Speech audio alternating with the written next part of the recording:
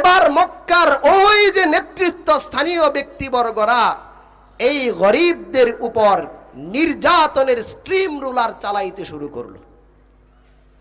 দিনের পর দিন, সময়ের পর সময়, বৎসরের পর বৎসর এদের উপর নির্যাতন চলতেছিল।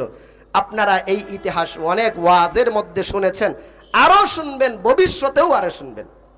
হযরত বেলাল রাদিয়াল্লাহু তাআলা আনহু ওয়াকিয়া শুনছেন আপনারা, কি পরিমাণ নির্যাতন করা হয়েছে। সেদিকে আমি যাব না, শুধু সংক্ষিপ্ত একটা কথা বলি। হযরতে বেলালকে হযরতে উমর ফারুক রাদিয়াল্লাহু তাআলা আনহু ডাক দিয়ে জিজ্ঞাসা করলেন, বেলাল, ইসলাম গ্রহণ করার পরে তোমাকে যে নির্যাতন করা হয়েছে কষ্ট হয় নাই? তো বেলাল বলে, খলিফাতুল মুসলিমিন, কষ্ট তো হয়েছেই, তো সহ্য করছো কেমনে? তো বলে, খলিফাতুল মুসলিমিন, হাজারো কষ্টের পর আমি আমার জবান দিয়া যখন আল্লাহ নাম উচ্চারণ করেছি, খলিফা শুনো, আল্লাহ নামের মধ্যে আল্লাহ তাআলা এমন মধু আর ভালোবাসা রাখছে, আমার মাথা থেকে নিয়ে পা পর্যন্ত জান্নাতি শান্তি আমি বেলাল অনুভব করেছি।